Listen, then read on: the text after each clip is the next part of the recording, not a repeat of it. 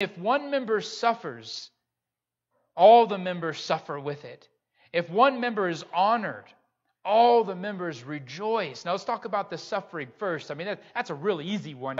You stump your pinky toe on a chair at night, the whole body is suffering. I mean, that pinky toe hurts, but we're all in pain. What if the body of Christ was like that? Even though we're individual members, one person suffers, we all suffer. We all suffer. We don't let people suffer alone.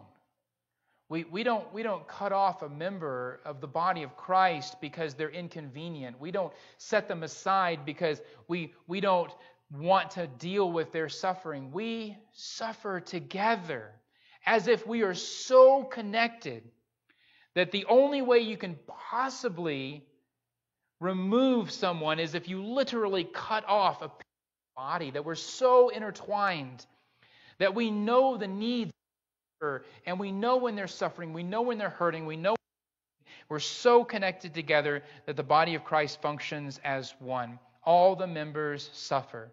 Now the second one is really interesting because when one member is honored, what do the rest of the members do? We rejoice.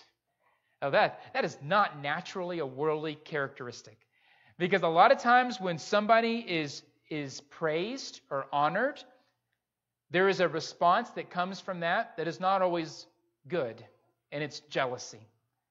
In a worldly perspective, we may see somebody elevated, and we might think to ourselves, I deserve that place.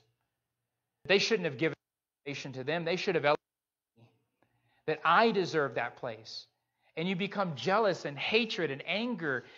But when we see the body of Christ functioning as one unit, we recognize that one member is honored.